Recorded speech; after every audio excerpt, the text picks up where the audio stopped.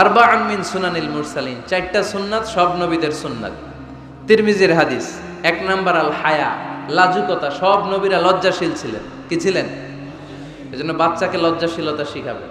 অন্যের সামনে ছোট বাচ্চার প্যান্ট খুলে ফেলবেন না। আবার অনেকে এগুলো করে, বাচ্চাদের প্যান্ট খুলে ফেলে আর বলে সমস্যা কি, ছোট মানুষ তো, খোল বেটা খোল, প্যান্ট খোল।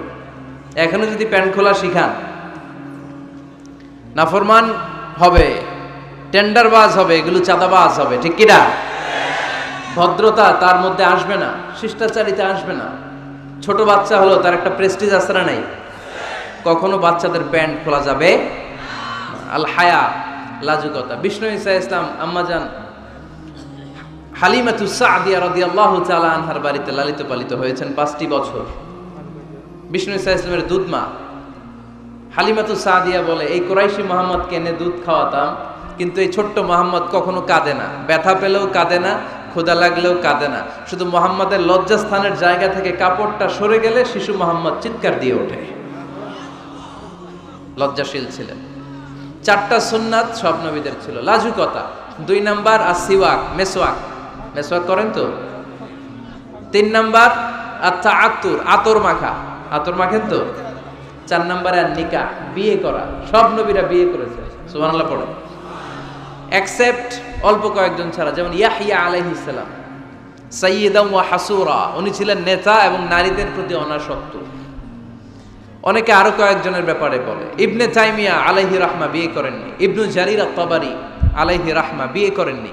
ইমাম আন-নাওয়াবি বিয়ে করেননি। এরকম হাতে গোনা কয়েকজন। তার মানে এগুলো এক্সেপশনাল। এগুলো কি? এক্সেপশনাল। মেইন স্ট্রিম হচ্ছে বিয়ে করা। সব নবীরা বিবাহিত ছিলেন। এবং আল্লাহর হাবিব সাল্লাল্লাহু আলাইহি ওয়াসাল্লাম বলতেন, নিকাহু মিন সুন্নতি ফামান রাগিবা আন সুন্নতি ফালাইসা মিন্নি। বিয়ে আমি নবীর সুন্নাত, যার কাছে আমার সুন্নতের দাম নাই সে আমার উম্মত হতে পারবে না।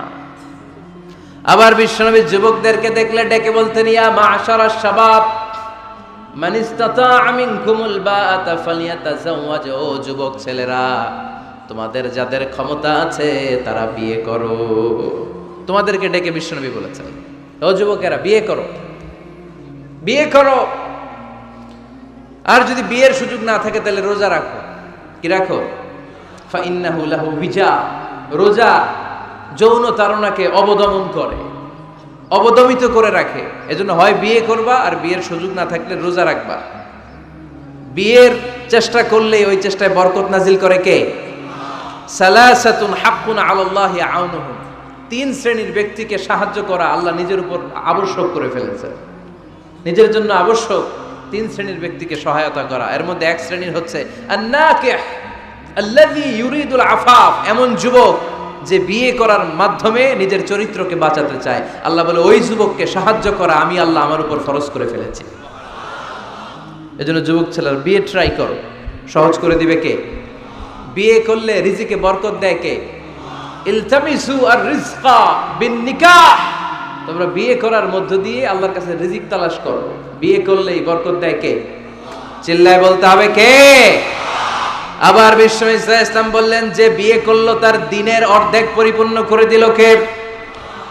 ইযা তাযাওয়াজাল আবদু ইস্তাকমালা দীনুহু